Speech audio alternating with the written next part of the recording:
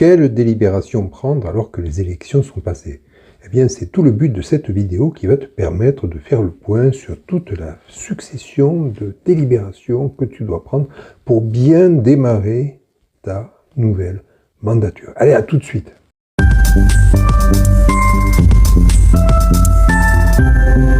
Alors oui, effectivement, c'est pas évident à mettre en place ce nouveau dispositif quand tu as affaire à de nouveaux élus éventuellement, et puis tu n'as pas 36 conseils municipaux pour te permettre de te récupérer. Alors le but de cette vidéo, en définitive, c'est de donner un ordre à tout ce que tu vas faire. Alors comment commencer? En fait, je vais commencer par la chose qui semble tomber sous le sens. Je vais parler du règlement budgétaire. Alors, si tu veux te poser des questions sur le règlement budgétaire, eh bien, ça tombe bien. Il y a plusieurs vidéos que tu retrouveras, notamment dans les playlists que j'ai sur la chaîne YouTube. Donc, je ne peux que vraiment te conseiller d'y aller. Mais pourquoi je vais faire un développement particulier pour le règlement budgétaire? Eh bien, une chose qui est très claire, à nouvelle équipe municipale, même si ce sont les mêmes élus, eh bien, tu te dois d'avoir un règlement budgétaire et financier. C'est d'autant plus vrai si d'aventure tu as une nouvelle équipe, et qui dit nouvelle équipe, ils n'ont peut-être pas adopté avant les élections un nouveau budget primitif, donc tu te dois d'avoir ce nouveau règlement budgétaire et financier. Alors bon, très bien, cette obligation étant rappelée, qu'est-ce que tu peux modifier dans ce règlement budgétaire et financier? Bon, il y a quand même des éléments, je dirais, de stabilité, le nombre de budget principal, éventuellement des budgets annexes, donc ça, tu ne vas pas remettre en question l'existence même de ces budgets, mais par contre, tu peux t'interroger sincèrement sur, effectivement, le périmètre, par exemple, d'amortissement, si ta collectivité est soumise à l'amortissement. Donc je m'intéresse notamment aux collectivités de plus de 3500 habitants. Donc là, il y a un véritable travail de fond à se poser. La question, est-ce que éventuellement il n'y aurait pas des imputations budgétaires qui ne seraient pas amorties pour des raisons X, Y? Elles n'ont pas été amorties dans le passé alors que c'était obligatoire depuis peut-être 1 an, 2 ans, 3 ans, je ne peux pas savoir, mais je crois que c'est important de pouvoir se rappeler cette nécessité de toiletter. Alors, toiletter l'amortissement, certes, c'est une chose, pour le budget principal qui est soumis à la M57, pour éventuellement remettre en question aussi pardon, les amortissements pratiqués dans vos budgets annexes, si éventuellement il y en a. Alors, bon, tout ça, c'est bien joli. Va se poser aussi la question, finalement, aussi des instances de gouvernance. Qu'est-ce que c'est que cet animal des instances de gouvernance? Eh bien, si vous avez des budgets annexes, je rappelle que vous avez l'obligation d'avoir un véritable, une direction, une gouvernance, et notamment, c'est ce qu'on appelle le conseil d'exploitation de votre budget annexe. Je ne peux que vous inciter là aussi à aller regarder aussi ces vidéos qui jonchent ma chaîne et là-dessus, qui en parlent en long, en large, en travers. Vous avez certes un conseil de gouvernance à mettre en place, donc à revoir vos statuts là-dessus, dans le règlement budgétaire et financier. C'est aussi désigner, prévoir l'existence de ce fameux président du conseil d'exploitation. C'est, le cas échéant, prévoir les modalités de réunion, les statuts. Donc c'est une occasion en or que vous avez de revoir votre règlement budgétaire et financier.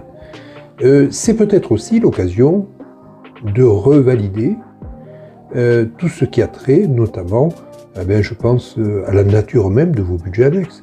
Est-ce que c'est un SPA, un service public administratif, ou non, c'est pas le cas, c'est plutôt un SPIC, un service public industriel et commercial, et ça permettra de bétonner l'instruction budgétaire et comptable que vous avez adoptée dans le passé. Bon, c'est une occasion aussi, sûrement, de repasser en revue les modalités de définition des subventions que tu vas adopter dans votre collectivité. Et ça, c'est important aussi. Qui va adopter ces subventions? comment on va les adopter? Est-ce qu'il y a un process? Est-ce qu'il y a une commission? Oui, non? Je crois que c'est important de le rappeler, noir sur blanc. Ça va être aussi l'occasion, peut-être aussi, de fixer les choses en termes de responsabilité financière. Alors certes, j'ai beaucoup disserté sur la responsabilité financière, je vais encore disserter dans ces prochains jours aussi là-dessus, dans le cadre d'une journée d'actualité. Oui, vous avez aussi des choses à rajouter pour quand même indiquer aux gens ce qu'ils peuvent faire, ou éventuellement et surtout ce qu'ils ne peuvent pas faire.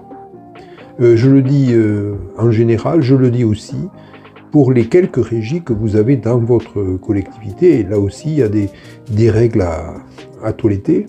Vous avez créé votre régie il y a longtemps. Est-ce que vos textes sont à jour? Les arrêtés de création de ces régies, les arrêtés de désignation des régisseurs. Alors je pense que le comptable a dû vous en parler d'une façon ou d'une autre. C'est peut-être là aussi l'occasion de rebattre les cartes dans ce règlement budgétaire et financier.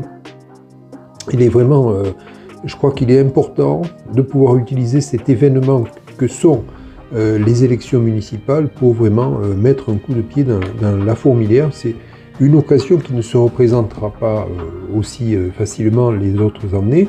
On peut bien sûr procéder à des mises à jour, mais là, l'occasion est tellement tentante, il faut le faire.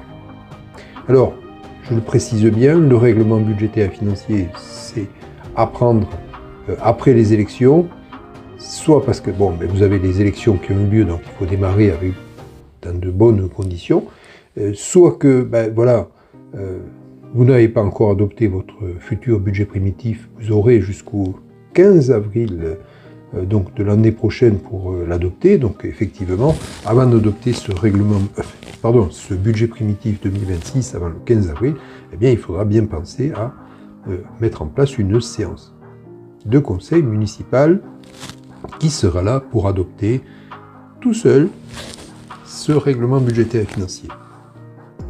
Alors bon, très bien, c'est un premier élément, mais pour autant, vous allez devoir prendre une délibération aussi, si vous avez plus de 3500 habitants. Je rappelle que vous avez un débat d'orientation budgétaire. Alors, est-ce qu'il a été pris ou pas avant les élections municipales?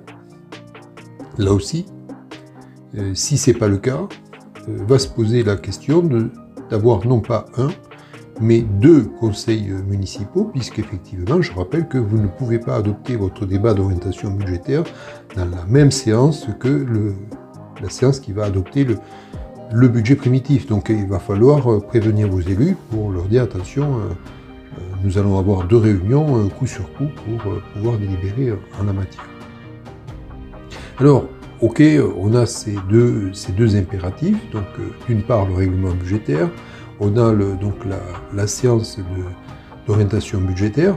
Je rappelle que vous allez avoir à déterminer en même temps que votre règlement budgétaire, finalement, à poursuivre ou éventuellement modifier pour les communes de moins de 3500 habitants les modalités de publication des actes réglementaires. Donc je crois que là aussi c'est un ensemble. Il vaut mieux écrire noir sur blanc ce genre de réglementation plutôt que de le subir et se poser la question une fois qu'on a bien déjà démarré dans la nouvelle mandature. Donc autant le faire, poser ces règles de base, je crois que c'est important, de manière à pouvoir travailler dans des conditions correctes.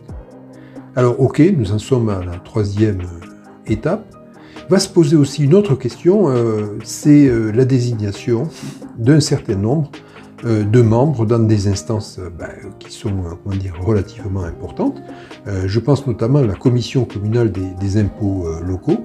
Là, je rappelle que vous devez désigner un certain nombre d'élus qui vont siéger en même temps que les membres de l'administration des impôts. Donc je crois que là aussi c'est une tâche à remplir après l'autre, mais il faut le faire de manière à pouvoir rentrer dans les clous de la nouvelle équipe municipale. C'est tout le moins qu'on puisse donner à nos futurs élus. Donc je rappelle enfin, et ça c'est important, dès lors que les élections municipales auront eu lieu, ce ne sera pas une délibération, ce sera le cas échéant ce qu'on appelle un arrêté de délégation. Est-ce que cet arrêté de délégation que va devoir prendre le maire renouvelé ou éventuellement élu, est-ce qu'il y aura les mêmes personnes? Enfin, peu importe que les personnes soient identiques au passé ou nouvelles, vous devez tout renouveler de A à Z en termes de délégation. Donc, et le maire, et là aussi vous avez une vidéo que j'ai développée, donc va devoir aller prendre langue avec son comptable, mais aussi ses adjoints, si ces adjoints disposent d'une délégation de signature. Donc là aussi, il y a toute une procédure que j'ai développée dans une de ces vidéos récentes. Donc ben, voilà, vous avez de quoi regarder tranquillement. Et puis j'espère que cette vidéo vous permettra de faire le point sur ce que vous devez faire ou ne pas faire. À très bientôt, et puis surtout, hein, abonnez-vous.